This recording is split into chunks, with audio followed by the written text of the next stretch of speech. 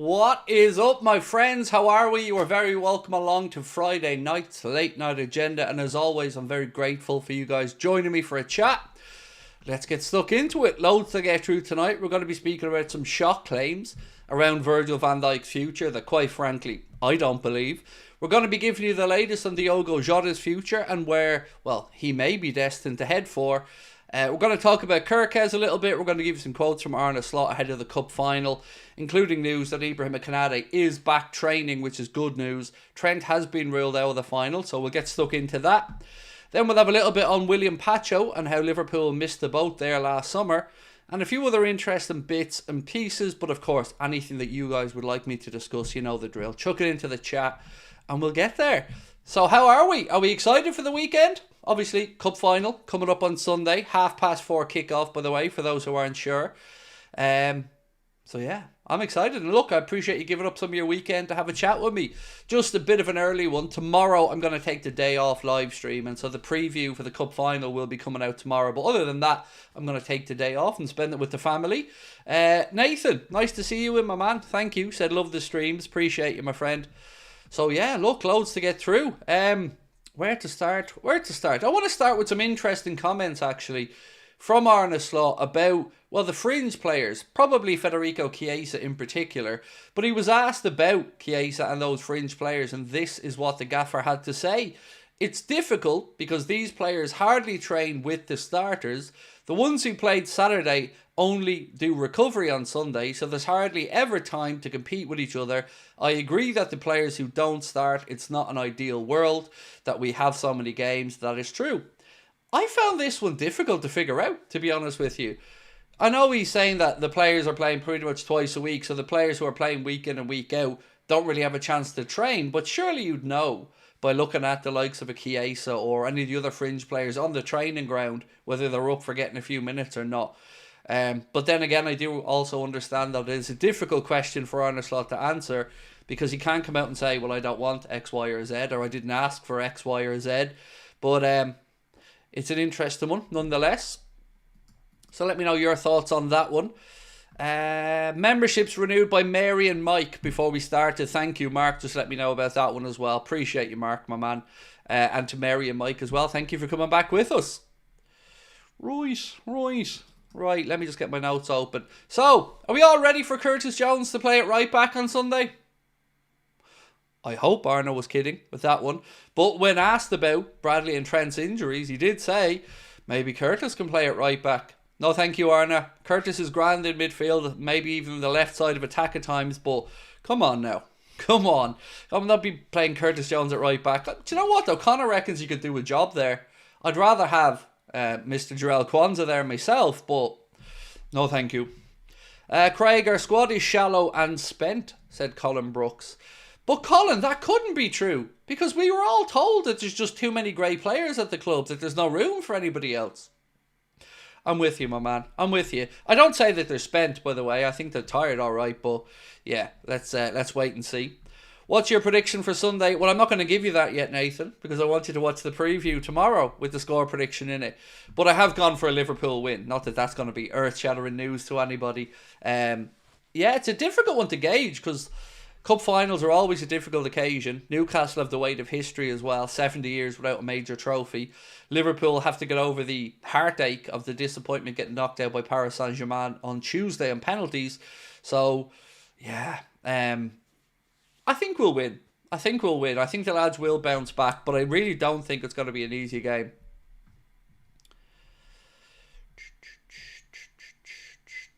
Devon said enduring 60 miles per hour winds all day. Well, stay safe, my man. Stay safe and don't be taking any unnecessary journeys out there. Right, Philip said, thought Fede Chiesa looked really happy in today's training for a man who isn't getting a sniff. Yeah, he always looks happy. He does. He always plays with a smile on his face, or at least trains with a smile on his face. But, I mean, I'd be happy getting 7 million quid a year for doing next to nothing. So, you know, I'm sure millionaires will smile. I'll let you know if ever I'm a millionaire. I doubt it, but if ever I do, you'll see a big smile on my face as well. So, I want to talk about Isak for a minute because there's been lots written over the last few months about Alexander Isak and his future.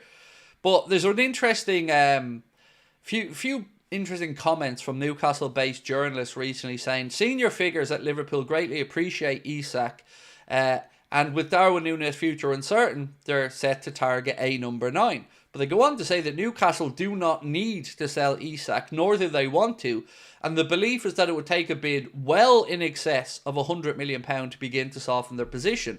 Isak has not given any indication that he wants to leave. And then we've got more quotes from Isak, which we'll move on to in a few moments' time, talking about being happy, challenging for trophies. So it already feels to me like we're already starting to back away from the Isak stuff based off the few little bits and pieces over the last 24 hours. Maybe it's the realisation has dawned on Liverpool quite what it's going to cost if they want to sign Alexander Isak from Newcastle. And remember, one key line that we were told last week was that Liverpool will only make a move for Isak if it's clear that he's available for sale. So I don't have much faith in Isak coming to Liverpool at this moment in time, to be honest with you. Nathan said, I'd love us to get a Sesko instead of an Isak. He's a lot younger and Isak's injuries worry me. Well, Sesko thing is really interesting to me as well, Nathan, because of the Jurgen Klopp influence that he could have over that. He's obviously up at Red Bull now, and their director of, I don't know what they are, over football, blah, blah, blah. I don't know what Klopp's exact job title is, but Sesko has a release clause. The maximum of that release clause is €80 million. And like you, I'd look at a 21-year-old and think, yep, 21 years of age, very, very good talent, and probably a good fit as well for the way that we like to play. So Sesko, Cunha, Isak, the usual names that we've gone over many times would all be a good fit. Philip said, Sesko's still raw. I'd probably take the lap before Sesko. Neither should be first choice. That's the concern I'm going to have as well, Philip, with our business in the summer.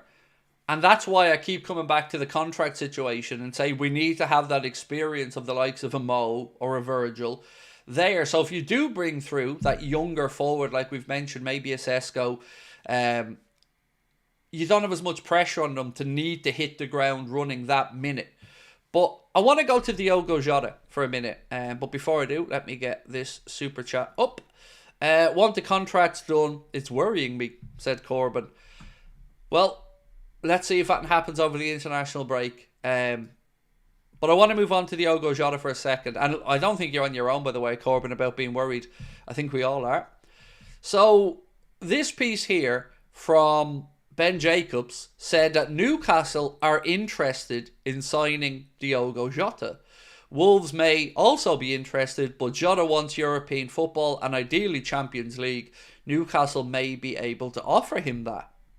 So this could be interesting. If Newcastle have an interest in Diogo and Liverpool have an interest in Isak, and Liverpool are certainly, I would say, open to selling Jota, thoughts? You know, if you were Liverpool and you were to try and make that pitch there, what would you put on top of Diogo Jota with regards to a fee if you were to try to tempt in Newcastle there? Oh, Philip, I think that's a great shout. Philip said what a lot of people have been saying to me actually in Discord and in private conversations, that they'd love Julian Alvarez. Yeah, he would be a great fit, but there's no way Atleti are letting go of him. And they paid a really, really high fee for him as well when they signed him from Manchester City. Victor, how are you, sir? Victor Ziegler, said, winning the title and a cup is the best season in 35 years. Heads up, lads, the Champions League will come when it's time. My friend, I would be over the moon with a Premier League and a League Cup. You'll have no complaints from me about that not being a brilliant season, Victor. I would have bitten your hand off for it at the start of the season. So for me, my man, the league's in the bag and it comes down to Sunday. Do we get the second trophy? But either way, even if the worst comes to the worst and it's a Premier League win, that is something that we should very much be happy with and very much celebrate. It doesn't mean that we can't reminisce and maybe think what may have been with maybe a strategic signing here or there. But Premier League title is a Premier League title and it's always worth celebrating. So I'm with you on that one, Victor. I'll be fully happy as long as we do get that trophy, which of course we are going to get at this point. Alvarez to Liverpool, can't see a move, and it's not going to happen, Tanya. Atleti aren't going to sell him, and if they did, they would want ridiculous money that we absolutely wouldn't be paying. But on Diogo Jota to Newcastle, I mean, I could see him in a Newcastle jersey. What do you think? Do you think it's possible? And also, I think most people would be open to the idea of selling Diogo Jota.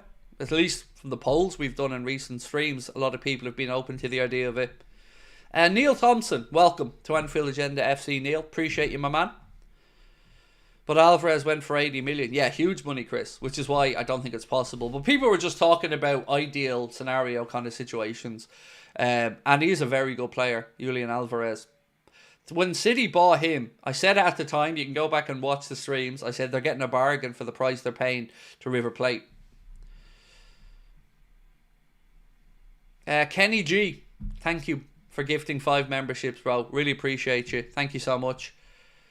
But yeah, I'm with Victor on this one. It's an incredible season. And if we can make it a double, not the double, but a double, I'll be happy enough with that, Victor. I wouldn't complain whatsoever. And Kenny, top man. The memberships went to George Castro, to Lil Squido, to LFC Cal, to Mohammed, and to Steve Butler. Absolute gent, Kenny. Appreciate you, my friend.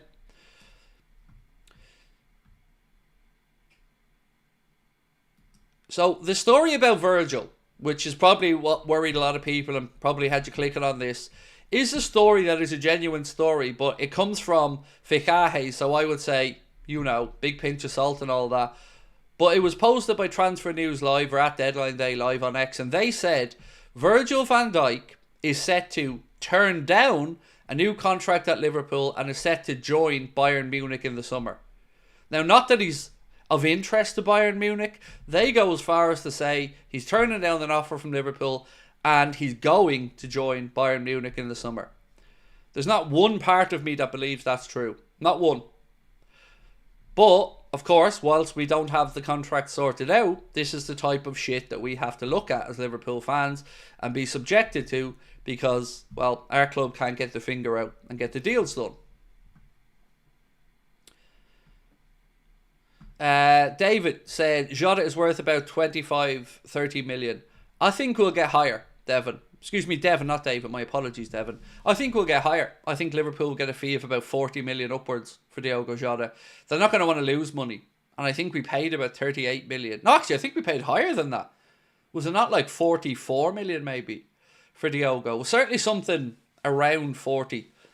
45, there you go. So, yeah, I don't see Liverpool taking much less or less than we paid for him because he's improved since coming to Liverpool. But I guess the one thing that always holds you back with him is the injury concern. Reese, Mr. Mag, said, we've been brilliant this season even if we don't win the League Cup. Yeah, but it would be one hell of a shitty week, wouldn't it, Reese? If you didn't win the League Cup after the disappointment of the Champions League, it would be a very, very difficult week. So I think got to go 100 miles an hour on Sunday and try to get that League Cup done. Tom said Newcastle like Kelleher and Kwanzaa, Joey G too. Well, there's no chance that Kwanzaa's leaving, so they can forget about that one. Joe Gomez, I'm an interested observer to see what happens with him this summer. I really don't know what to expect there. And Kelleher, yeah, look, there should be a lot of clubs sniffing around Kelleher because I could look through that Premier League table and I could find at least probably 10 clubs, more maybe, that Kelleher would be better than the number one that's there. Fnordy, what about a swap deal with Atleti using Núñez? Well, see, they're already going to be down a striker when Griezmann moves on. So they have to bring in somebody to replace Griezmann. But I would say if they had an interest in Núñez, and there's been mixed reporting of whether they do or not, Fnordy, sorry, I don't think they'd be up for it. But I've also not seen anything to suggest Liverpool are looking at Julian Alvarez either. I just can't wait to draw a line under the uncertainty of this season and then know where we're at. So, for instance, we know Trent is ruled out of the League Cup final at the minute. Arne Slot said today Trent won't be available for the final at the weekend. And we don't know when Trent will return. But it kind of got me thinking. Let's say Trent's out for, I don't know, throw 6 weeks out there. Do you reckon we find out what's going on then? Because at this point, that's all I want to know. And I'm sure I speak for many Liverpool fans when I say at this moment, it's just the uncertainty that is making a lot of us nervous. Just want to know what you're dealing with. You know, it's like going to the doctor and the doctor talking and talking. You just go, just tell me what's wrong with me or what isn't wrong with me, and we can go from there. I feel that way about the contract situation at the minute. Callum Morris said, how are you tonight, Craig? Do you know what? I'm good. My son's now officially on his holidays. We're going away next week. So he's finished up school, and coincidentally they're off Monday and Tuesday in his school. So yeah, we're good, man. We're looking forward to going away. Got the tickets for the Elche game today. We're going over, meeting up with Lee Gunner as well when we're over in Spain next week. Lee's going to come to the game with us. We're going to watch Elche against Mirandes. So that'll be nice to get to some live football again and hopefully some good weather. But yeah, I'm good, Callum, and I hope you're having a good day too, my man. And I hope you've a nice weekend planned. Ashley Dooley, how are you, bro? Said, did you see Real Madrid baiting Atleti fans after the Champions League win? No class. Well, to be fair, we had PSG in the Hakimi in the centre circle with the PSG flag. But look, to the victors go the spoils, and I think you've every right to celebrate if you win a game of football. And I won't lie to you, Ashley, I'm a bit of a shithouse myself, so I love a bit of rage baiting on occasion. So you know, I'm not one, you know, those in glass houses and all that, Ashley. So yeah, I'm not probably gonna say that I do appreciate a good bit of shithousery, mate. But they are classless. I agree with you in that regard. 7DVZE said, imagine Jota and Nunez out, Alvarez and Isak in. Don't do that to me. Don't even make me think about that one, mate. It'd be great. But you know what? There are some good combinations that I wouldn't... Oh, hang on. Sam Maguire, just right now, this second. Sam Maguire said, exclusive. He's ready. Exclusive. Liverpool have Julian Alvarez on their radar again. Looked at signing him last summer, but dealing with Manchester City wasn't straightforward. That's just come out. Connor sent it to me this second. So Sam Maguire, of I believe Anfield Watch, said, exclusive, Liverpool have Julian Alvarez on their radar again. Looked at signing him last summer, but dealing with Manchester City wasn't straightforward. Thoughts, ladies and gentlemen of the audience? Craig, how realistic is us potentially winning the quadruple next season with the right signings? Impossible. Nobody's ever done it, and there's a reason nobody's ever done it. So you're not going to hear me talking about it until 2 or 3 of those trophies are in the bag already. So yeah, I'd say no chance. And that's not a dig at us, but it's just never been done, has it? And it hasn't been done for pretty good reason. Does Alvarez have a release clause? Well, all Spanish contracts have to have a release clause, Tanya. So yes, I don't know what it is now, but all Spanish players' contracts have to have a release clause. So I want to ask a question, because Connor's just posted into the chat there to say, I'd take him over Isak. Now, Connor, if you can pull a clip from what I'm about to say and post it on X, get people across. I want to get more people involved in this. So, Liverpool linked with Julian Alvarez, and what we want to know here at Anfield Agenda is, would you take Julian Alvarez or Alexander Isak if you were to go after one star striker this summer? Come and join us over here on Anfield Agenda's YouTube channel and we'll figure this out. Thank you, Connor. Right, let's get that poll in for the chat. Right, so who would... Look at me talking and typing. It's almost like I've been practicing this with the cameras off. I'm not even joking. That's how pathetic I am. I sat here earlier on this afternoon, typing and talking, trying to make sure that I can improve the stream for everyone so you don't have to have me going ba-ba, ba-ba, ba-ba. So yeah, the things I do for you, ladies and gentlemen, the things I do.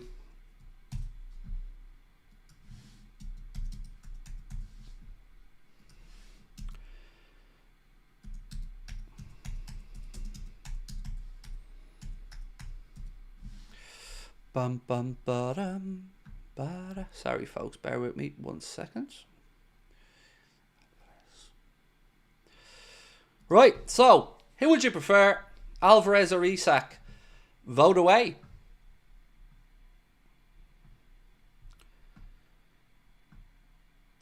Chris said, I think Isak's proven. Yeah, I think we could probably say Julian Alvarez might be Premier League proven as well, though, mate. So you've got both of them who have experience in the Premier League. Look, who would I take? Alvarez over Isak. I would. I'd take Alvarez.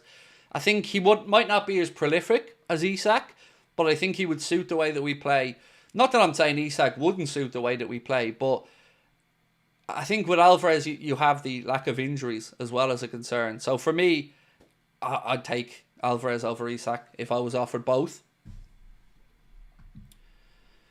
Nick said, looking at FC, admiring watch list wanderers.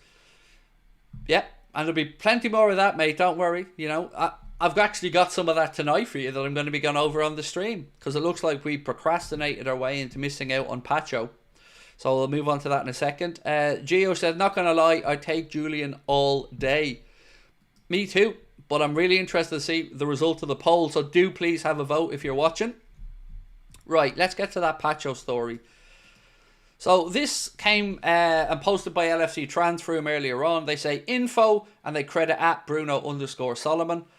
William Pacho, the PSG revelation and Ecuadorian centre-back, was first spotted by Liverpool and followed closely during the summer transfer window by the Anfield club.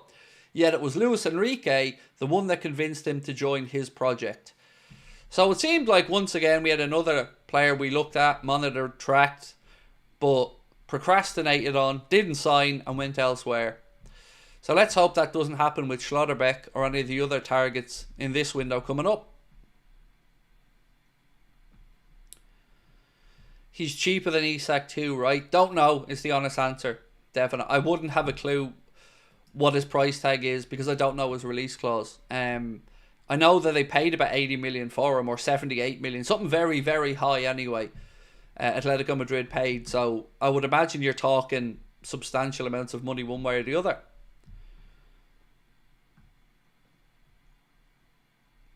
Wow, Atletico paid 95 million euro for him. So what's that? Must be just over 80 million pound, is it? 81 million pounds, something like that. Philip said, I'm with you, Craig. Unless Atleti are paying Alvarez peanuts, why would he leave Spanish-speaking country to come back to the Prem? I don't know. Look, Atleti are a good club. You know, I've nothing but respect for Atletico Madrid, and if I was a player and Atleti came in for me, I'd be definitely up for it. I'd be definitely up for the task, and I could see Darwin in an Atleti shirt as well. Who would you take? I'd take Alvarez over Isak, Plummer. But I'd have both. But I take if one-on-one, if you have for me both, I might take Alvarez. So Frankie said, I'm a big Schlotterbeck fan. I don't know all that much about him. Now, he's definitely linked to Liverpool and linked strongly. There's a story I'm going to be covering tonight's news video about Schlotterbeck, so keep an eye out for that one dropping later on. But we did pay attention to him and track him all of last year, and we're thinking about a bid last summer, according to reports. Andrew said, hey Craig, hope you're having a great night, thank you. What's your honest opinion on the contract situations, and do you think any of them will stay? Right, so again, I want to emphasise before I answer this, Andrew, that this is just an opinion. I don't have any information. Well, I don't have much more information than you would probably know. So I'm going to give you my answer, but again, please don't take this as a statement of fact. It isn't meant to be. I think Trent is gone. I think Virgil will stay. And I think Mohamed Salah is 50-50. That's my honest assessment at guessing what's going on. You've got the manager come out today flat out in his press conference and say he wants Virgil here next season. Virgil, I believe, wants to be here. You've heard Virgil say there's no breakthrough in his contract yet as well. The Salah situation, I think Mo wants to stay. I think Arne would want him to stay. But I think the numbers involved in that deal may be a stumbling block for Edwards and Hughes to get their heads around to a position where they think is value. And I think of the three players, the one most important to me to keep for next season, if I could only have one, would be Virgil. Because I feel like we can find another forward. We can find somebody that will chip in, never do Mohamed Salah numbers, but I don't see a world where we can change centre-back with the calibre of centre-back needed to make us real title challengers again next season without some adjustment throughout a year or two. So, yeah, for me, Virgil, I feel confident. Trent, I'd be like 95% he's off, but I hope I'm very wrong on that. And then Mo, I think 50-50, and it'll come down to perhaps what compromise is reached. So, Mohamed Salah also won the EA Sports Player of the Month for February. That was announced as well, so congratulations to Mo on that. Very well deserved. TOTT2KZ1, how are you, bro? Said Nunes plus money for Alvarez. Love to you and the family. Thank you, my man. I'm not sure if you were with us last night, but Sabrina's coming over to the live show now as well in Liverpool with us on May 28th. We booked that flight yesterday for us. So not only is it going to be myself, Chris Stonage, Steve Bland, Connor Crosby and Jack Gill, but Mrs. Anfield Agenda will also be in the house as well that night. So if you want to come and see us, you can get your tickets with a link in the description or pinned to the top of the chat. Craig, hope you're well. Where do you find your transfer rumours? I'd like to read some of them. So obviously you look at all the usual suspects. You look at the Echo. Connor will look on X as an example. We'll have a look at all the aggregator accounts. So we'll look at the Anfield Watches, LFC Transfer Rooms, Anfield Sectors, Liverpool.com. Then you'll go on, you'll have a look at the Athletic. Then you'll look at the likes of One Football. You wouldn't believe the amount of reading I do in a day. I know I come on here and the way the streams go, it doesn't look like you do much prep work, but my missus will tell you I'm finished my stream and I'm straight on watching Sky Sports News back pages to hear the journalists on there and what they're saying. I get up in the morning and I get up in the afternoon and I'm reading all the way through the day. I'm reading late into the night. So yeah, everywhere is the honest answer. And then it's just a matter of whittling down what you think is worth bringing to the conversation here on the channel. And then you've got emails, text messages, WhatsApps from people as well trying to share news, and some people trying to spoof you. Like, we get quite a few emails from people who are, well, I think just trying to bait me into saying something on the channel that they know is bullshit. So yeah, lots of different places. And of course then you've got agents that we'd speak with occasionally. And when I say agents, I mean much lower tiered agents. Like, I'm not talking about big Premier League agents or anything. Then you'd have people who prepare scouts or people who prepare scouting reports. We get information from them. Sometimes journalists as well, of course, you'd speak to. Quite a bit. And Discord do great work for us as well, by the way. Discord are great at bringing together a lot of news stories as well into our Discord, and sometimes pinch them from there as well. Doing this is not as easy as it looks, said Nimnoy. No, honestly, mate, it isn't. I work 14-hour days, probably. Now, look, it's not non-stop work all the time, but I would do somewhere between 10 and 14 hours in a day between streaming, preparing, phone calls with Connor, boring stuff as well with Connor about receipts and all the other stuff for the company. It's, it takes a lot of time and effort, but it's all worth it. I wouldn't change it for the world. I love what I do. Gary said, do you think Alvarez left City because he didn't like living in England? No, I think he left City because he wasn't getting enough game time. Because, of course, Haaland is there. That would be my guess, but I don't know. Maybe the weather or the culture could have had something to do with it. I don't know. Right, so more news because there is lots to go through. Isak, on if he's open to signing a new contract at Newcastle, said, yes, as I've said, I'm not thinking about the summer, but that will be a talking point when the season is finished. No talks have been held yet.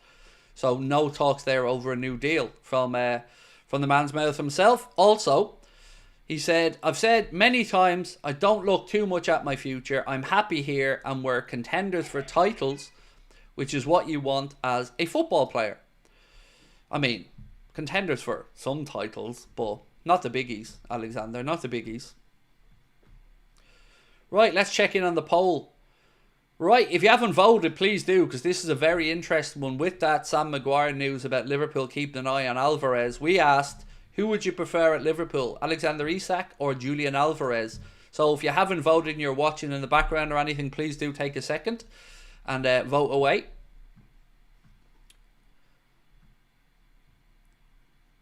I've just read there's a 50 million release clause for Alvarez. That would have to be bollocks.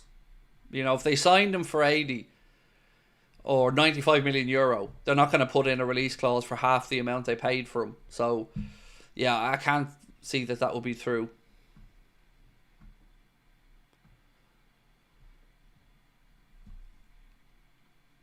Craig, hope you and the family are well. Good to see you back to your happy, cheerful self. Would love to come, but I've worked out it will cost me £500. So I'm not worth £500, huh, Ian? Nah, I get it, my man. I get it. I've looked into some stuff as well in the past and just hadn't worked out for me as well. But maybe someday, my man, we can get you to an event if we have another one in the future. I'm sure we probably will.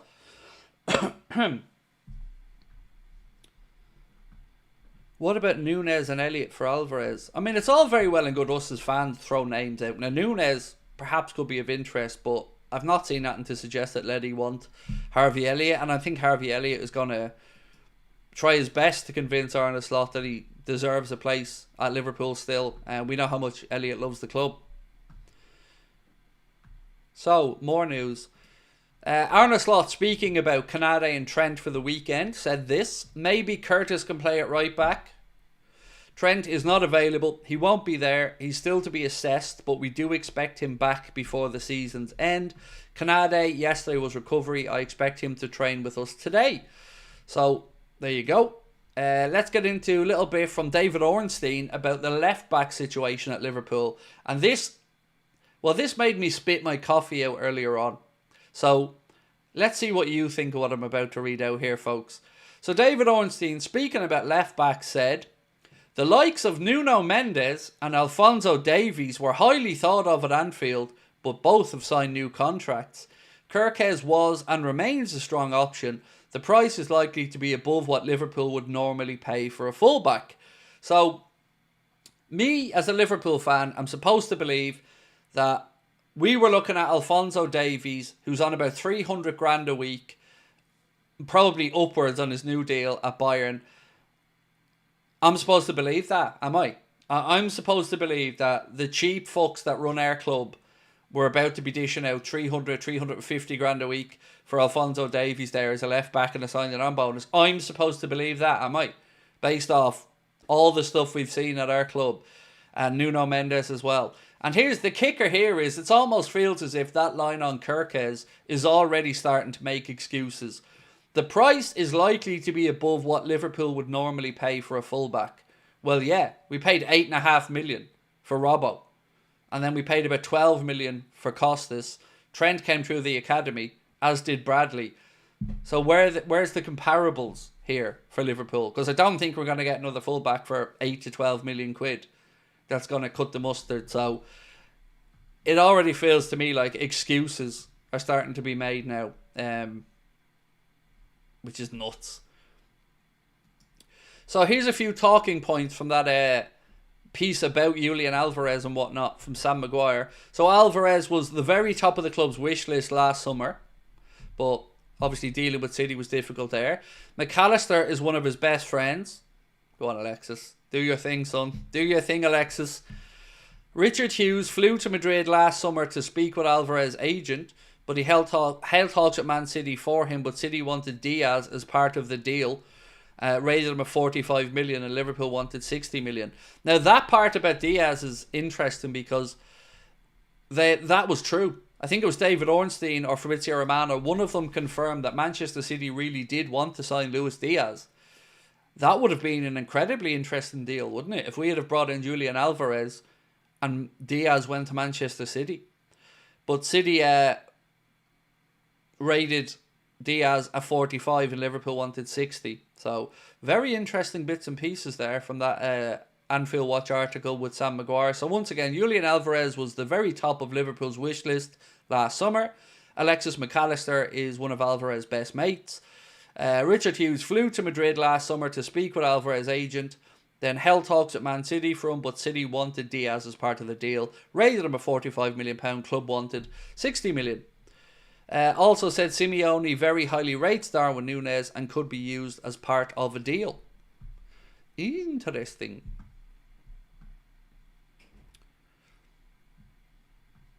So yeah, does anybody believe that Liverpool were going to pony up the money for Alphonso Davies or Nuno Mendes? I mean, yeah, that's believable for sure.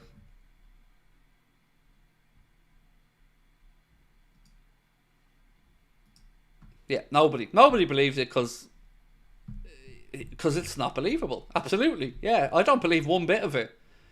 Oh yeah, Liverpool want him. Yeah. Liverpool were thinking of buying Haaland from Man City as well, but they decided against it last minute because just wasn't available. That was all that stopped it. Stop me if you heard that one before. Nimnoy said FSG are happy with us just competing for fourth, and they will do the bare minimum to do that. So right, somebody asked me earlier on, and I gave an honest answer as to what I think is happening with the contracts. But tell me what you think is happening with the contracts. So Trent, Virgil and Mo. Let me know in the comments what you think. Who's staying, who's going, and we'll see if we can get a bit of a consensus on this one. The poll is still running, by the way. If you haven't voted yet, please do. Even if you aren't a member, you can still vote on all the polls. So anybody who's perhaps unable to comment, but you can comment on the polls or you can click on the poll. So if you want to have your say, do. It's 50-50, by the way, at the minute. Literally 50-50. This is so close. So who would you prefer, Isak or Alvarez? Right now it's 50-50.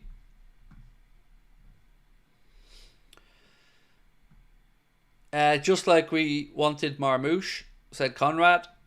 Yeah, and Bellingham, and Tchouameni, and Zubimendi, and Caicedo, and Lavia.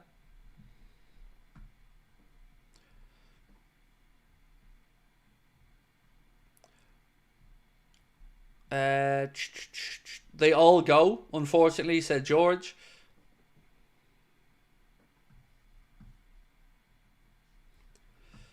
Getting rid of the big earners. I think the 3 players will leave, said Colin. Ouch. So, for me, I just don't know in what world they think they could sell that to the fans. I just don't. I'm a very, very interested observer to see what happens here, because I cannot see how they can sell losing Trent, Virgil and Mo if it happens to the fan base. Best of luck with that one. Any thoughts on the Bradley injury? I don't have a time frame because Arne hasn't given one. So, yeah, I don't know is the honest answer, my man. I wish I had an answer for you, but I don't know. Club are very guarded around the return dates for players and stuff like that. They don't really like to give out too much on it. And of course, we got to respect and remember as well that these are technically medical records as well.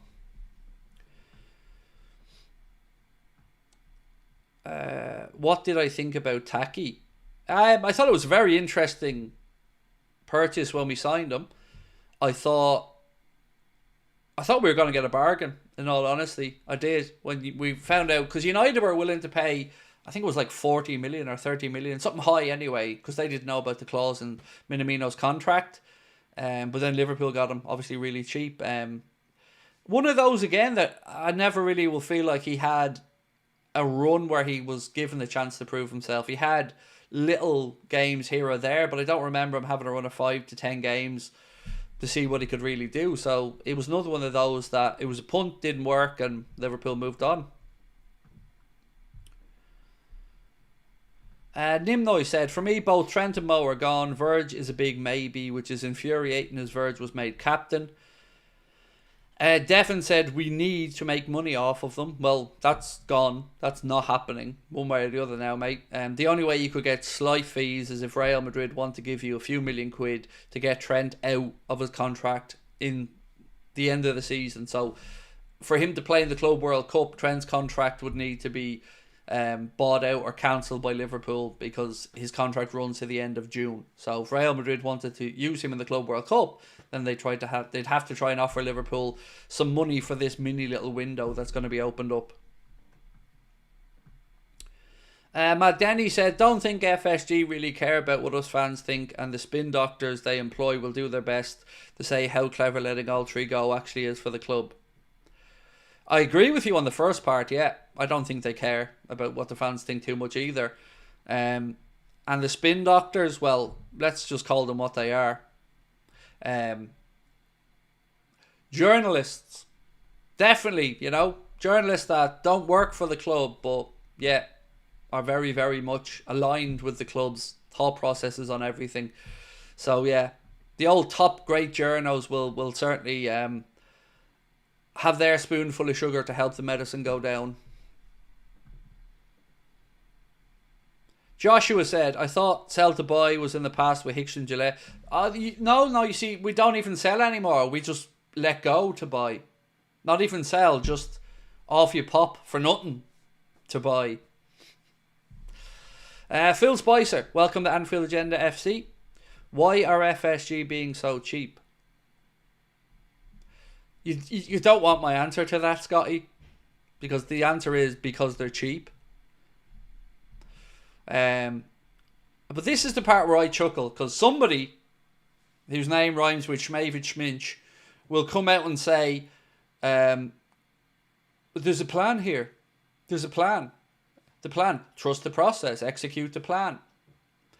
The plan is they're cheap. And the same journalist will say, but Hughes and Edwards are empowered by the club to make the decisions. Don't you know? They're empowered to do fuck all. Because they've done exactly that. Diddly squat. Nothing. I've always believed that we're being strung along about the contracts. And I've said it on many, many streams that I've always felt like it was, oh yeah, the club want them all to stay. Yeah. Just very difficult, don't you know? Very difficult, these contract negotiations. 3 months, 6 months, 9 months. Very difficult. As every other club starts renewing their players. But for us, very difficult. I don't understand though, because, it's above my pay grade. So I think we've all been manipulated once again, personally. But the one I'm going to be most angry about is Trent. Because I think he made his mind up a long time ago. Now, we'll be told, if he leaves, you're going to be told that it was, only decided and that X, Y, Z. But I don't believe it. I've never believed it. And I won't believe it when it happens. Because to me, this has been a case of, I don't want to front up to the public and give my decision. I'll drag it out as long as I can. And then exit outside door when the end of season is near. That's been my prediction of all of this Trent situation all the way through. Because like I've said many times, doesn't take you that long to decide whether you want to play football in England or Spain. Doesn't take you 9 months. It doesn't. And that's the one thing in all of this that I've always been steadfast in my belief in. It doesn't take 9 months to make a decision. It just doesn't. And the longer it's gone on without the decision being staying, no part of me, even though you've got the likes of the Echo journalists saying that, Trent has an offer from Real Madrid and it's unlikely all three will stay, and the groundwork's been prepared now for the departures. You can see it. You can see the change in the writing of the journalists. You can see the slight change now from the club are optimistic that all three will stay to it's very unlikely that all three will stay.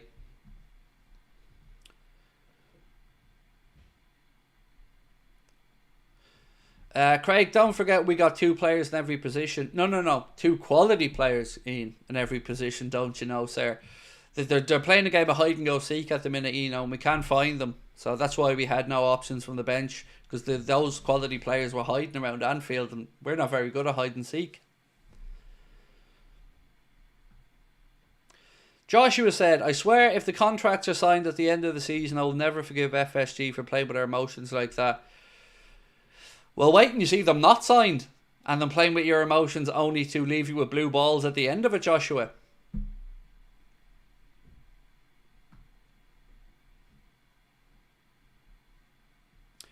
Phil said, then the next 2 seasons will be sold or we're a side in transition line. Yep.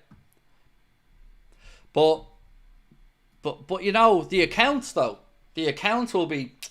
They look fucking magnificent. You will never see a better set of accounts. Oh, the boys will be using the right fonts, top quality paper. You won't believe the quality of the accounts. all the lads on the Athletic that are in the comment section over there will all have hard-ons. They'll be like, oh my God, FSG, oh John, what are you doing to me, John? Oh, I love John. I love him. Saved the club, did John. Came in, fucking like the big cowboy that he is, came in, he hawed his way, I'm here, guys, where's this fucking club?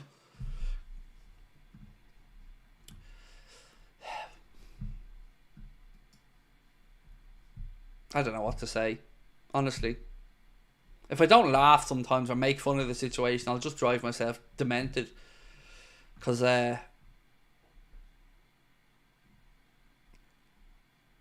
you know how frustrating it is being told you're an idiot and then at the end of the day being told, actually, no, you're right. Everything that we said to you, everything we mocked and ridiculed you about was actually right. That grows frustrating when it happens every year. Again, you know, we are in the Champions League because we didn't have enough squad depth. That's the long and short of it. Whichever way you look at it, that's why we're out of the Champions League.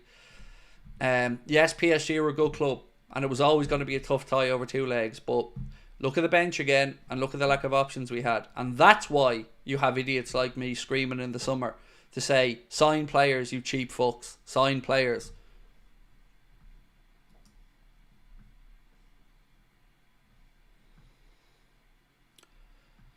Ash said, I think Trent's plan was to leave in January. His team would have spoken to Madrid, and that's why the approach was made. In Trent's head, he probably thought getting some money in would appease the fans. So I think, was it Neville or Carragher or one of them kind of backed up what you'd said there, Ash, and said that there's no way Madrid would have made that offer for Trent in January without Trent knowing. Or without Trent giving encouragement for it. And look, I always appreciate that people want to think the best of people. Like, it's very difficult for me to come on here and push back at anybody who wants to be upbeat about the Trent situation, because they're only trying to think the best of someone, you know, and that's a beautiful trait to have. But football isn't the most honest of endeavours or industries. There's a lot of smoke and mirrors in football. And I could see the manipulation of this Trent situation from a mile away. And others believe that the manipulation to get to this point started as far back as his last contract renewal, when the club wanted to give him 5 years and he only wanted 4. So there's a lot of leaps of faith that people took to want to believe the best in the situation, in the club, in the players. And as a fan, I hate dampening down that enthusiasm. But it's... I fear I'm going to be right in saying that it was the cowardly option.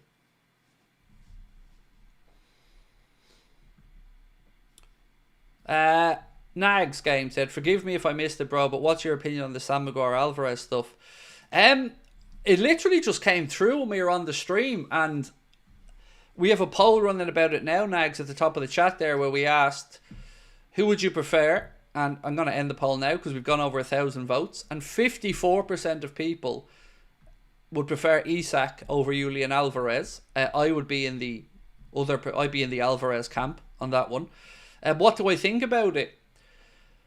There's a lot of information in it, so you know, I'll again give you the key points from the piece here, and I would urge everyone to go and read Sam's work. But it said Julian Alvarez was at the very top of Liverpool's wish list last summer.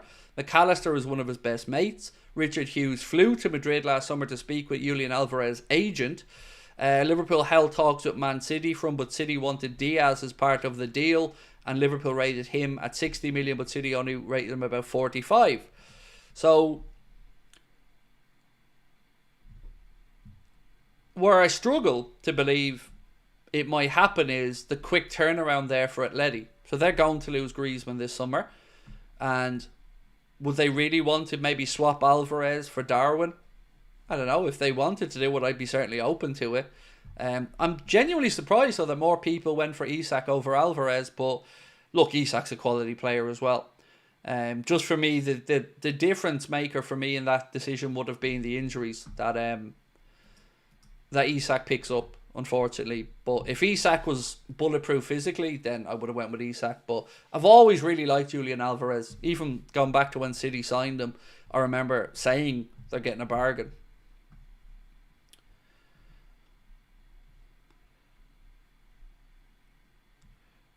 I don't think about the Macca connection on the pitch. Excuse me, I didn't think about the Macca connection on the pitch with Alvarez. Neither did I, Devin. Neither did I, to be honest with you. Until I read that out when Connor summarised the article for me. Yep, I didn't think about it either. What's this one? So, most points per game from WhoScored.com in the Premier League in 2025. Liverpool, 2.27. Crystal Palace, 2.11. Brighton, 2.11. Arsenal, 1.9. And Man City, 1.78. So far in 2025, since the turn of the year, Liverpool picking up the most points per game average, with Palace in second and Brighton in third. So, a couple of little bits and bobs, ladies and gents. There will be no live stream tomorrow. There will be a preview coming out tomorrow at about midday for the Newcastle game. The Premier League predictions video went out earlier on today. If you have a chance, do have a little look at it. And also, again, the live show is on sale. If you want to come and see us at the Hot Water Comedy Club, you can get your tickets priced at 20 quid plus booking fee in the description of the stream or pinned to the top of the chat. Right. Would I have Marcus Thuram for 71 million? I don't think he's worth the money. I know he's done well at Inter, but no, not for me. Not Marcus Thuram. Look, I love the idea of Isak, Alvarez, Cunha I'm open to, Sesko I'm open to. I'm not really as open to the idea of a Jonathan David, to be honest with you, but, you know, there's very few of the names that have been linked to us that I would be distraught if we signed, or really disappointed if we signed. I think a lot of it's going to come down to how much experience we lose in the squad for me this summer, and then how much change. Like, is there going to be too much change this summer? So many uncertainties. So many. It's a difficult one because you want to have trust. You know, you want to trust the process. But there's a lot of experience that could be departing this summer. And you can look at it two ways. You can say, yeah, it's experience. Or you can say, well, maybe it's aging legs and minds moving on. But the Trent situation is going to be the one that just sticks in my throat for ages, because I've always believed we may see Trent move on somewhere. But I always thought Liverpool would get a big truckload of cash if it ever happened. So if you lose Trent at his peak for free, it's just going to suck. There's no two ways about that.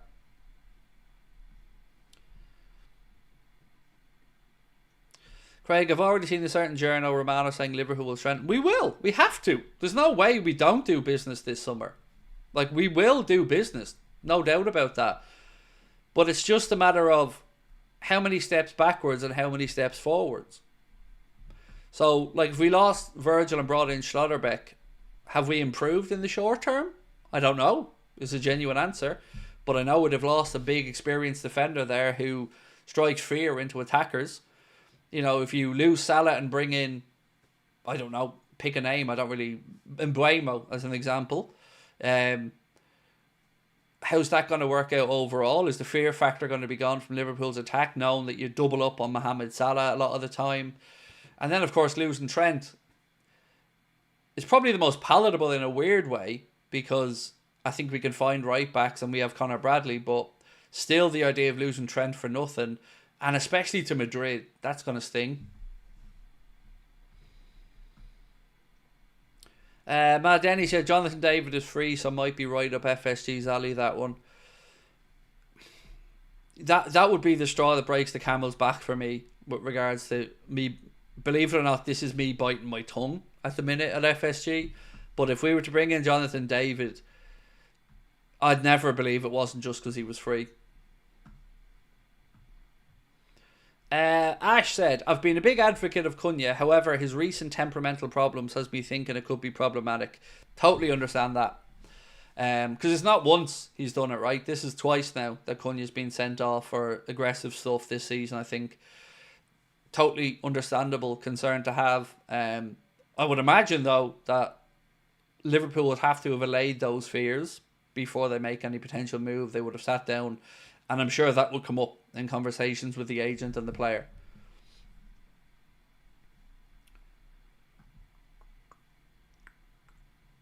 David said, hope you enjoy the holiday in Spain, Craig. Heard you and Lee are going to the Elche game. Yes, we are. We're heading over to that one on the Saturday. Lee's coming up on to spend the Friday and the Saturday with my family, and is going to stay at the villa with us for a couple of days.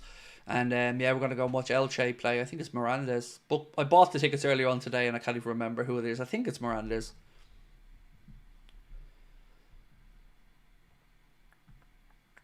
Aït-Nouri seems to have an attitude. Does he? I don't know.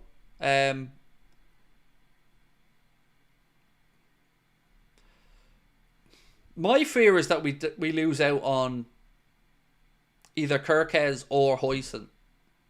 I want both of them, to be honest with you.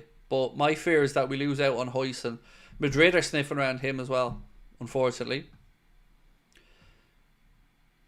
Spurs and Bournemouth with Cunha, he was aggressive. And it particularly sticks in your throat when he's your captain as well. So if you're a Wolves fan, Tanya, and you see Cunha acting that way and getting sent off when he's your club captain, it's not a great look. CHD_warrior said, I'm so excited for the final in 2 days. So am I. I am. You know, a final's a lovely way, if you win it, to get over the disappointment of the Champions League. And then after that, you know, we've 9 league games to go, and it's just a matter of counting down when we are officially confirmed as Premier League title winners.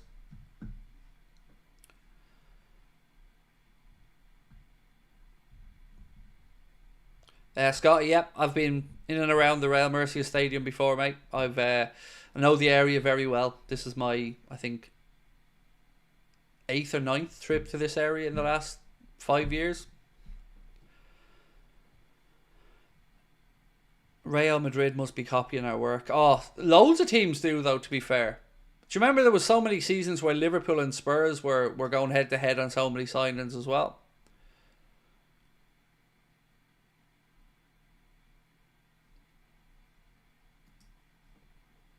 So, Diogo Jota to Newcastle. What are we saying?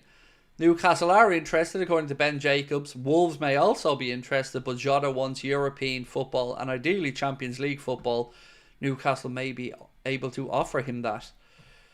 I would say he'd certainly look at a move to Newcastle ahead of a move back to Wolves. I mean, if I was Diogo Jota, I'd certainly be looking and more favourable to a move to Newcastle than back to Wolves.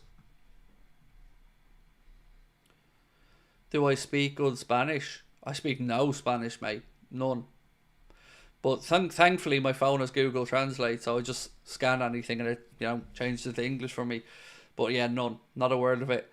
But I tell you, if we do move over in the next few years, I will certainly learn. I'll certainly get the old Duolingo or whatever out and try to learn. I don't want to be one of those people who moves to a country and doesn't learn the language. Matthew said, as a Canadian, I'd be over the moon to sign David. Without him, we would not have made the semis in the Copa America. Granted, but he's not good enough for Liverpool. I totally understand where you're going about him and Canada. I mean, he's certainly a great lad to have up top there, but not at Liverpool. I don't think he's good enough personally. I've seen videos of him and he scored lots of different types of goals in the highlights videos and stuff I've watched with him, but I just don't think he's good enough ultimately. But let's see if he does leave Lille or if they can convince him to sign the new deal. Nimnoy said, off topic, have you seen Arsenal fans saying they're going to smash Real? That helped me cope with the Champions League exit for sure. Well, let's see how they get on, Nimnoy. Let's see how they get on, mate. Do I think they're going to smash Real? No. But I don't think they'll be mauled either. My prediction would be something like a 1-1 at the Emirates and 2-0 to Madrid over in Spain. But I don't see any world where they get through that tie over 2 legs. None. Not with the attacking crisis they have at the minute.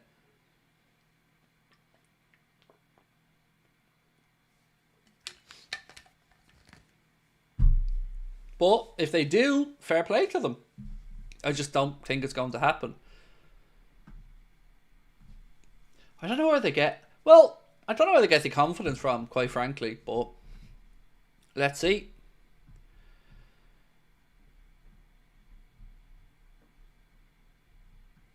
The last Copa America Liverpool was in. We've never been in a Copa America, mate, because we're not a national team. I think you mean the Club World Cup that Liverpool were in. And that was when we beat Flamengo. Bobby Firmino goal, if I'm remembering correctly. That was the Club World Cup, mate, not the Copa America. Copa America is an international tournament.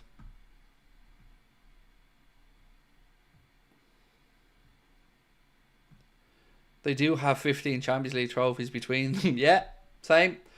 Although so does my team in Real Madrid, mate. You know, Craig FC and Real Madrid both have 15 Champions League between us.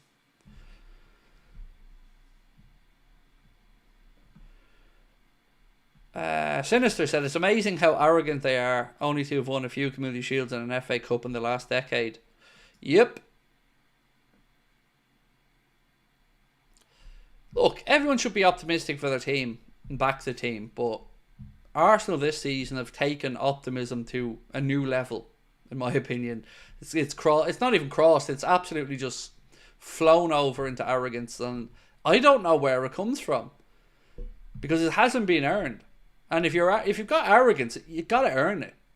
And one trophy so far in 6 years, I don't know where that arrogance comes from. Jason said, sorry if you've already covered it, but what are your thoughts on the Alvarez links? Well, we ran a poll where we asked, would people prefer Alvarez or Isak?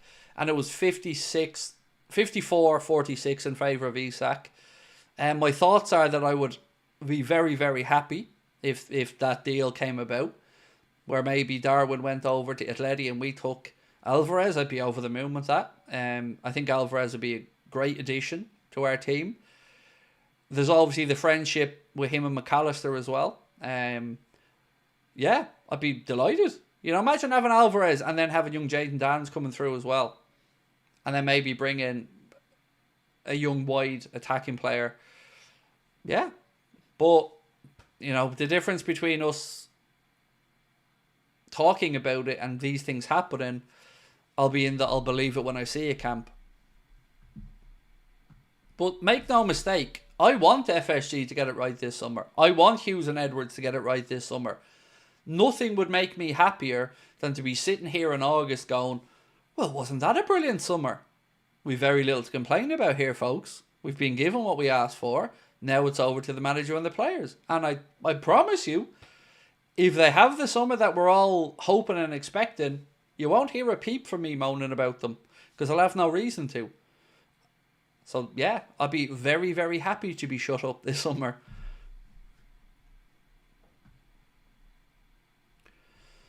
I wonder what the 26-27 Liverpool home and away kit.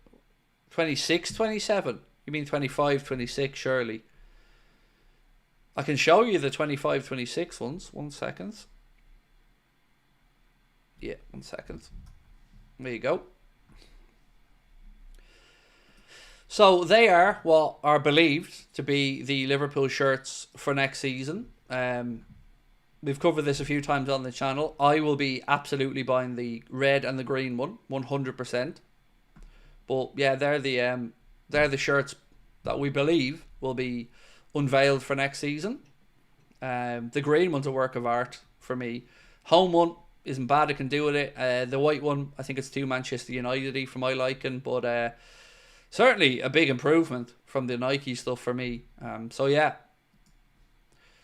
And also, we did this last week, but we also believe this retro range is going to be re-released as well.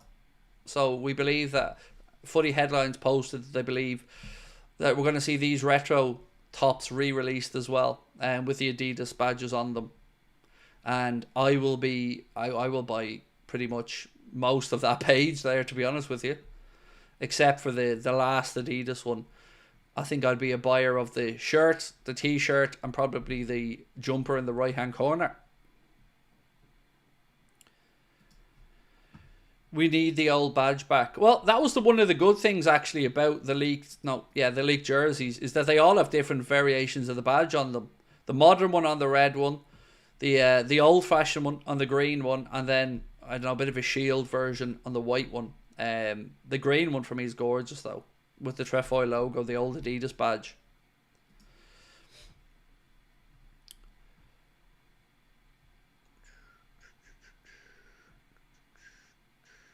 Why does it remind me of United? The white, black and red one reminds me of United. For me on this one, right, hang on one more time. If they just changed the standard charter to red, that shirt would look more Liverpoolish than United-y for me. But with the black on it, it just makes me think of United a bit.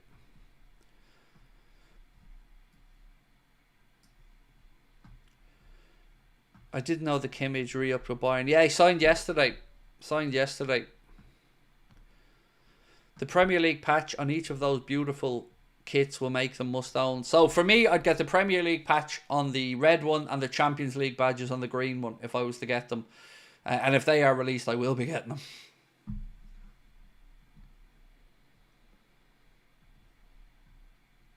them. Kilo said, I really don't like how bold the Adidas logo is on their kits. I think the older logo just suits so much better, doesn't it? Is there anybody, by the way, who's not happy with Liverpool going back to Adidas for next season? Because obviously I'm an Adidas freak, so for me this is amazing. This is like all my Christmases come at once. But, you know, is there anybody else out there who isn't happy that Liverpool are going back to Adidas? Because I've enjoyed New Balance. I enjoyed some of the Warrior stuff. I've just not been a fan of the Nike stuff. Denny said I'll be so broke next season. Same, sir. Same. Look, I've promised you one thing. I'm going to be asking you guys for a massive favour. Like, I don't ask you guys to ever really post stuff for me or do anything like that. But I am going to be asking you to try to help me catch Adidas's eye. Because if there's one Liverpool fan that deserves some Adidas love, it's surely got to be this guy. Because I have been adorned in Adidas gear all the way through the Nike era at Liverpool, repping Adidas on every single stream. So, come on now, Adidas. Show the fat man some love. Liverpool and Adidas are like Craig and broccoli. It's destiny. Come on, dude. I don't know. It never felt right, Liverpool and Nike. It just felt like it wasn't in sync. It wasn't a good match. Yeah, I've never liked the idea of it. It just felt like we're an Adidas club, not a Nike club. I never ever liked that idea. But I loved New Balance. Honestly, I thought New Balance were brilliant. Nimno said, Adidas for me, I started when we had Reebok, but Adidas with Prime Gerrard and Torres rocking them. Yep. Adidas have had some absolutely iconic Liverpool kits over the years, and I can't wait to get some of them back. When you show up in a full tracksuit, we'll know. Yeah, no, I don't wear full tracksuits, mate. No, stopped wearing full tracksuits when I was like 14. You can't wear a full tracksuit now as an adult. In an ideal world, you'd be the face of an Adidas return. Imagine that with FSG. Oh yeah, I can see that happening all right. Hey lads, we had an idea, John. There's this Liverpool fan, I don't know if you know of him, a guy called Anfield Agenda. He loves Adidas, and we were thinking we could do a little some, hang on guys, hang on, that fucking ball fraud. John wouldn't be happy. Bruno said, as an Adidas freak, this comeback's a dream. Can't wait to get them and have my money. Yes, I'm the same, my man. Take it. Take my money. Sign me up. Now remember, it'll be from the 1st of August when you can actually get your Liverpool Nike stuff. That's when the partnership officially begins, 1st of August. So, you know, we might get the pre-orders beforehand, but not Nike. You're going to want Liverpool to be lifting the trophy or trophies in Nike stuff. So, August the 1st. But as soon as they go on pre-sale, I'll be putting my order in anyway. It fell off when Nike came in, said Ian Greenstreet. Yeah, I don't know. There's been some of the Nike stuff that I haven't minded. Like this season's home shirt to me is one of the ugliest football jerseys I've ever seen Liverpool have. But the black and teal one this season, I think it's beautiful. I think it's probably one of my favourite Nike Liverpool shirts. The away one this season's been a hit with lots of Liverpool fans as well. I'm trying to think of other ones. The creamy one with the green collar was a big success with Liverpool fans as well. The away shirt. Yeah, that's about it. That's about it for me. That's about the highlights of Nike. Where can I see all three shirts? Right here, my man. And again, you'll notice different Liverpool badges on each one of them. Hoarder. So, and also the trefoil logo of Adidas on the green kit, as is always the way. They always make the third kits. This season, though, I hated that upside down Nike tick as well, or the 90-degree turned Nike tick. And I thought they did a terrible job of promoting what it was for as well. Bruno said Nike got it right in 21, 22, but not much more than that. Do you know what else let me down a lot though, Bruno? Some of the collaboration and crossover stuff. Like, look at Paris Saint-Germain and the Jordan stuff that they have. Oh, now that I would have been a buyer for. But no, we didn't get any of the nice Jordan stuff. We got LeBron James and his shitty ass logo and the most cringe-worthy crossover stuff I've ever seen in my life. Honestly, that LeBron James inspired Liverpool stuff is horrendous. I don't know who designed his logo as well, but his logo's shite. And it just didn't work for me.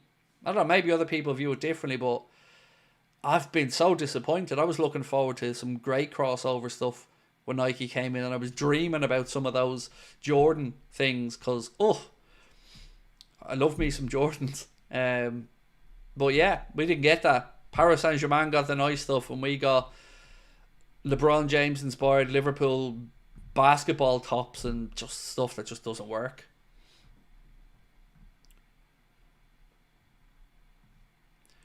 Shame we can't bring Carlsberg as the shirt sponsor. Yeah, Premier League clubs have betting sponsors on their kits.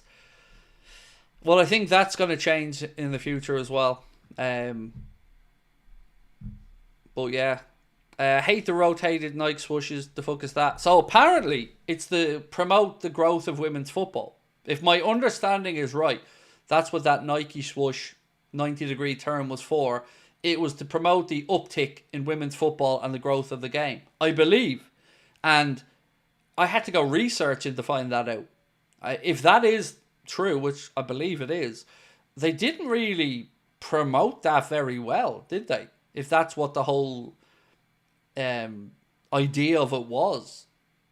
So, mission failed.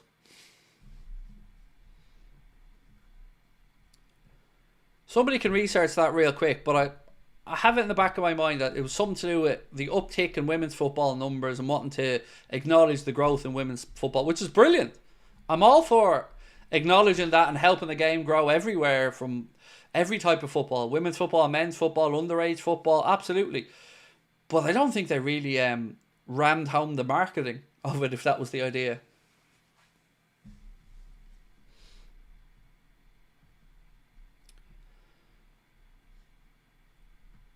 It looked like one of those dodgy Nike shirts. And the colour of it as well just looks weird on the white shirt. Stephen, I think you and I may probably had the same shirts. You said my first Liverpool kit was Adidas 89 Candy. Loved it. My first Liverpool kit was the 89-90 grey away Fleck Candy shirt. My dad brought me. I'll never forget it. We were away for my birthday. We were in Sligo. And he brought me into a sports shop. And I'd only really started supporting Liverpool, May? And then my birthday is September. So a few months earlier. I'd had a couple of Barcelona shirts and all at that point, because when we went away to Spain on holidays, my dad bought me some Barca shirts and that. But yeah, first one, walked into the shop, seen it, fell in love with it, and that was my first Liverpool shirt.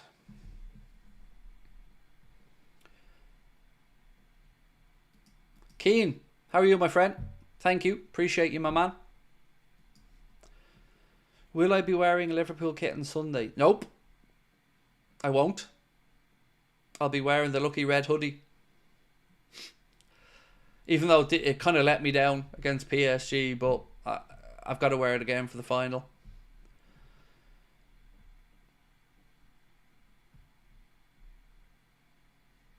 My first Liverpool kit was the 74 red kit with Keegan on the back. Surely you just mean number 7 though, Ian, because they weren't putting names on the shirts back then, right? It would have just been his number on the back, whatever number Keegan was. What number? Actually, it wasn't 7, obviously, was it? What number was Keegan when he was at Liverpool? I didn't watch Liverpool. I wasn't around when Keegan was playing for Liverpool. So what was his number at Liverpool? It was 7. Cool. I thought I had it in my head at 7, but maybe I thought... So it was 7. Okay.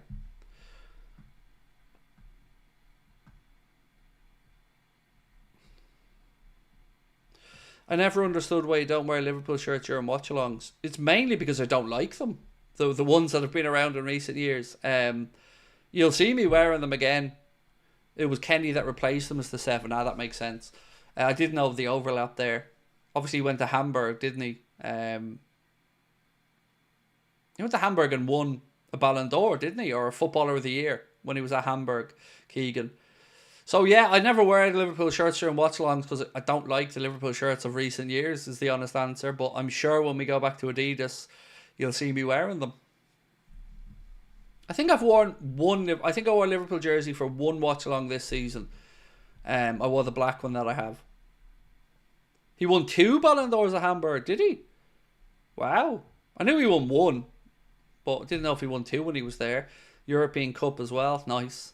How mad is it though? Like, think that, like Hamburg back then, winning European Cups and whatnot. And yeah, I often think back to Borussia Mönchengladbach as well and those great German teams. Any Liverpool tattoos? Yep, I've one on my leg. That's got the... It's hard to describe, but it's basically got a liver bird at the end of it. It's got an autism jigsaw piece road walking there, and then it's got myself and a little gingerbread man, which is Lucas. Hard to explain.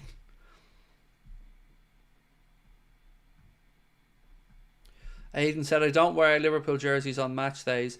Superstitious. Well, I have to rob this line from the US office. So I'm not superstitious, mate.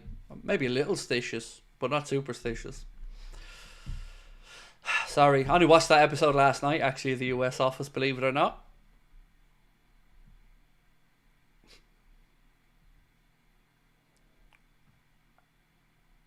How mad is it that we replaced Keegan with somebody better? Do you reckon we'll do that with Salah? So on the contract situation, is there still anybody in the chat, anybody at this point, who feels like all 3 will stay? So give me a thumbs up if you're somebody that thinks all 3 will stay. I genuinely want to just see. Now, other stuff, fair enough, you might think some go, some stay, but I wonder who's left that thinks maybe all 3 stay. What do I think of Puma kits? They're okay. There's been some decent AC Milan Puma kits. I haven't really liked the Dortmund ones. Never liked the Man City ones when they had them. There's been a couple of decent Puma ones. Do you remember that season where they had all the clubs with the same shitty third Puma shirt, but just different clubs' names on them? They were all horrible.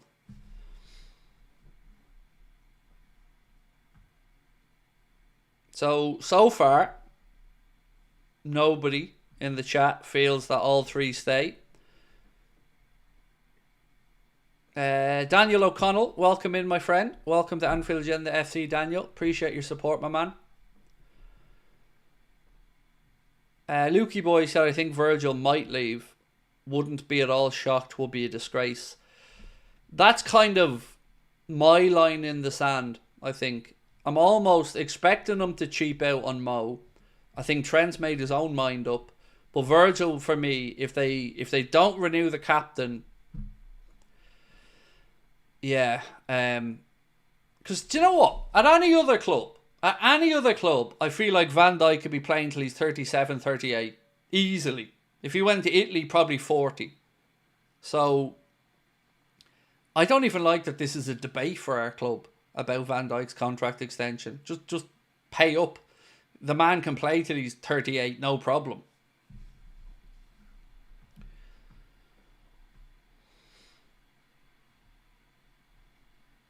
If all three go, that surely there's a protest against the owners. Well, I guess we'll find out. We'll find out when we know what the future of the contract situation is. Thank you, though, to everyone that let me know, because I didn't think there'd be many people that still think all three stay. So, let's go to a different route now. Give me a thumbs up if you think Salah stays. Give me a thumbs up in the chat if you think Salah stays and signs a new deal. Now, not that you want him to stay, because we all want him to stay. But give me a thumbs up if you think the club can find common ground with Mo and we'll see an extension for him. Who would you replace as captain if VVD leaves? McAllister, probably. Yeah, I think McAllister for me. If VVD left, Maka strikes me as a captain. So yeah, Maka. Congrats on Kwanzaa to his England call-up and Jones, said Mark. Thank you for that one, Mark. Right, so Lukey Boy reckons Salah stays. Kilo reckons he goes. Fiddy for Dave. Yeah, good. Some optimistic people. Bruno Rodrigo thinks he stays. Dark Ruby, Tanya, Stephen, Mike, Mary, Nathan. Truth is, I'm probably 50-50 on what I think happens with Mo. But I think if it was down to Mo, it's 100% he stays. The only reason I'm 50-50 is I think we may cheap out on it. But I don't think it'll be because Mo wants to go. I 100% believe Mo wants to stay. No doubt in my mind. Koopy, 1981. Welcome in, my friend, to Anfield Agenda FC. Thank you for becoming a member.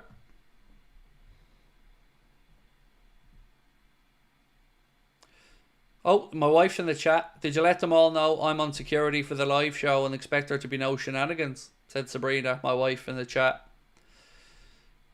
So there you go. Just look for the angry midget. Just look for the real angry Ginge and you'll find her. I know there is an angry Ginge, but I'm married to the real angry Ginge.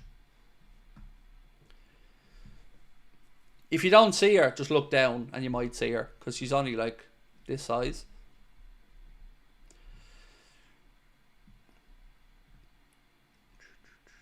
And if you want to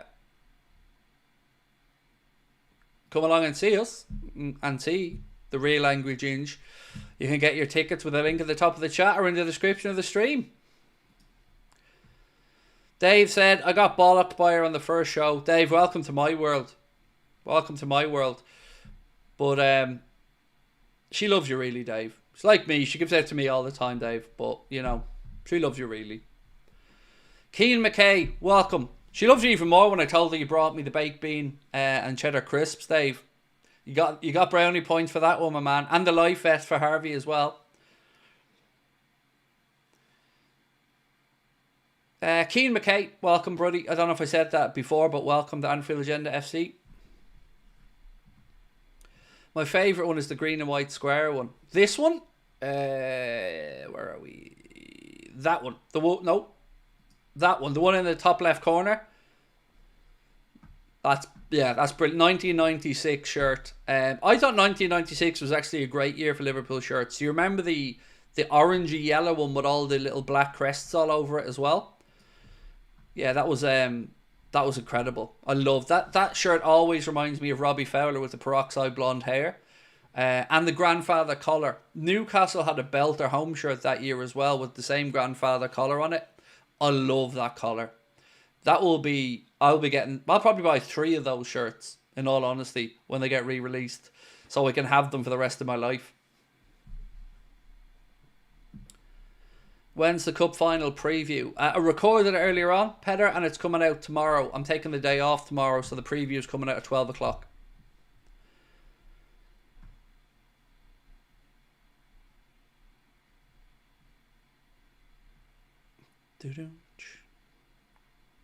See, Sabrina said she also gave you a hug, Dave, at the end. See, there you go. See, Dave, I wouldn't even let her kiss my bald head, mate. So, you know, my dad was the image of Fowler when he was younger, and he had that kit. Nice one, Daniel. Could he play like him though? Did he have a left foot like Fowler? If he did, we'd be signing your dad up for the Anfield Agenda FC side. Gary, how are you? Gary Smith said, I think Mo and Verge both want to stay, but the club being cheap, Trent definitely gone, in my opinion. Yeah, look, I'd be hugely, pleasantly surprised if Trent stays and that situation works itself out, but I'm certainly not expecting it.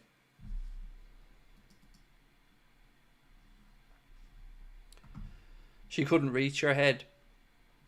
I love it, Dave. Yeah, we get a little step ladder though, Dave. Here's a little step ladder for out in the back garden when she wants to do a few things. Not even joking. He had a left foot, but he played left back. I'll take that, Daniel. I'll take that. No, I'm a left footer myself, Daniel. So, yeah, we can take your dad. He can play left back in the five-a-side team. No bother. Do I have a soft spot for any Premier League club? Yeah, two. In all honesty, Aston Villa and Newcastle. I've always had a real soft spot for Aston Villa and Newcastle.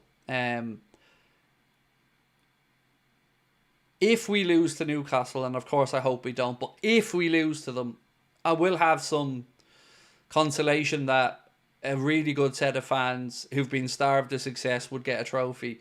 But yeah, they'd be the two. Now, obviously, I'm not happy with the way Newcastle were taken over and the way the Premier League let that happen. But yeah, I have a real soft spot for them. And if Leeds come up, I'd throw them into the mix as well. I'd have a lot of time for Leeds fans. I get on really well with a lot of Leeds fans. And I love being at Headingley for the Joshua Warrington fight when we were all shouting, stand up if you hate Man U, and everyone was standing up together. So that bonded me with some of the Leeds fans. Devin said same. Yeah, they're two proper clubs as well.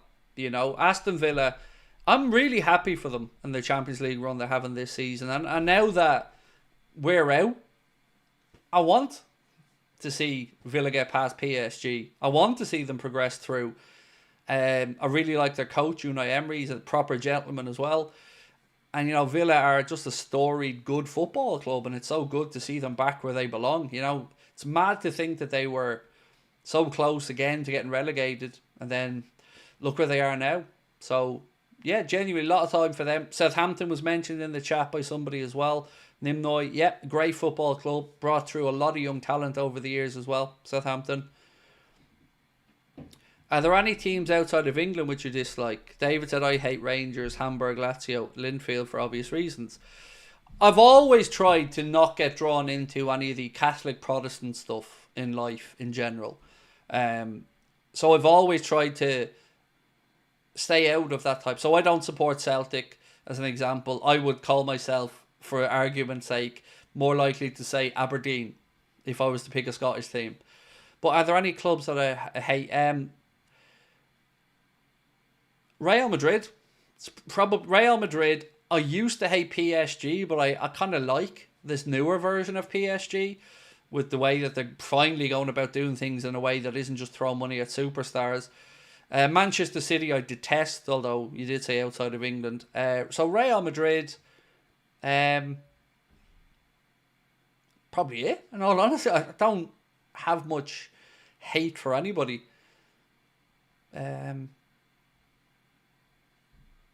Through Italy, no real hate. Don't know enough. I don't like some of the ultra behaviour in Italy by some of the fans. No, I wouldn't say. Just Real Madrid, probably it.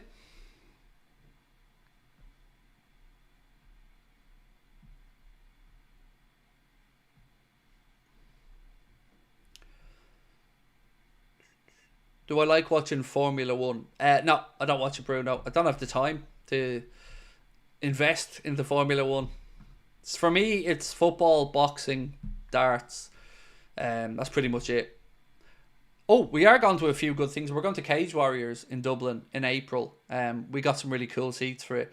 We got Octagon, first row Octagon side for Cage Warriors. So I'm looking forward to that in April. We're going to a boxing event in Dublin as well in April. A local fella here from Gorey is fighting, so we're going to support him, and lots of people from Sabrina's gym are going up, so we're going to that in the National Stadium. Then I think that's the only sports stuff I have coming up, as well as the Elche game we're going to next week.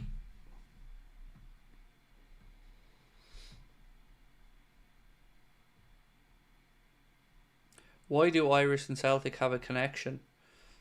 Well, it's because it was Irish people that started the club, I believe. I don't know too much about the history. As I said, I don't buy into the Celtic and Rangers stuff. I've never really been one. I have friends who are lifelong Celtic fans, and I actually went to a Celtic event last week, or maybe it's the week before. Henrik Larsson was in Dublin for an evening with, and my mate had a spare ticket, and I went with him. And it was a great night. Celtic fans were absolutely brilliant.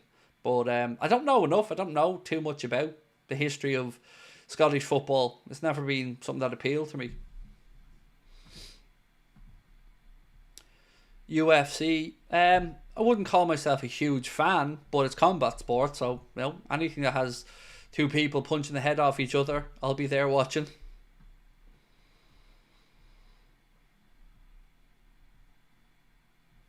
Aidan said, I missed the traditional top four. That's when the Premier League was at its peak. Teams like Chelsea and Man City bought their success. So I say something, Aidan, that gets me in trouble a lot of the time. And I say, I'd love a title race between Liverpool and Manchester United, because in my lifetime, I haven't really had one. And people look at me weirdly like, why would you want United to be doing well? But just imagine it. Just sit back for a minute and think about that. Imagine we had 3-4 years of Liverpool and United head to head as the two best teams in England fighting for Premier League titles. Imagine the banter and the nerves that we'd feel. Because if you're on the right side of history and you won that Premier League that year, it would eclipse any feeling I think we felt. But on the other side, if you were on the losing side of it and United pipped you to the title, it'd be heartbreak. But I'd love that. I'd love that in my lifetime, to have a few years where Liverpool United are battling each other for the major honours. And I don't have to put up with Manchester City or any of those fucking nouveau riche, oil-rich Wiggins.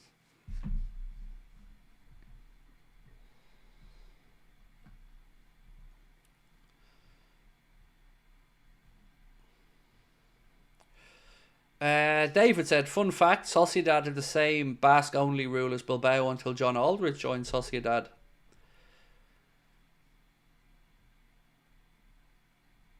You said we went through the season with Houllier. I don't think we were ever really at our best, though, under Houllier that season.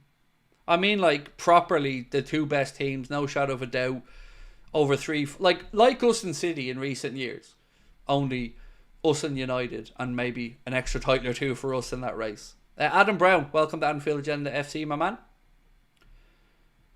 Craig, do you think we should break our contract cap rule for Salah VVD as a message to other players? I don't think you even need to that much. I think just extend them on what they're on. I would firmly be behind no pay rises for either of them, really, other than a couple of percentage points for inflation. But, you know, as much as I want them to stay, and I wouldn't be giving them a pay decrease, I think we have to be realistic in saying, well, their best years are behind them, most likely. So, for me, roll them over on the deals they're on for another 2 years. Maybe some more incentives in there, or a little bit of an inflationary rise or something simple. But I guess on the other side of that, though, to kind of push back on your question, Keane, I also worry about the flip side of that. What message it does send out if we don't renew these guys to players who are maybe coming into the club. What message is that sending out? Come in, prove yourself, become a Liverpool great, and then we'll kick you out. Craig, you're a beauty. That's it. That's all I had to say. Oh, I'll take that, mate. Short, sweet, to the point. Much love. Appreciate you. Right, I'm going to go, ladies and gents, and record the recap video with some extra bits of news around Huijsen, Alvarez, and a few other bits as well. It should be out in the next 20 minutes, so do keep an eye out for it. Again, a reminder that we won't be live tomorrow. We do have the preview for the League Cup final coming out. That'll be out at about 12 o'clock. But other than that, I hope to see you on Sunday, 3:15. We're going to start the watch along here on the channel for a massive, massive game. And yeah, appreciate your support as always. Do drop a like for me before you head off. Let's get it up over 500. And again, look forward to catching up with you guys on Sunday for another massive game for the Reds. Much love. Bye-bye.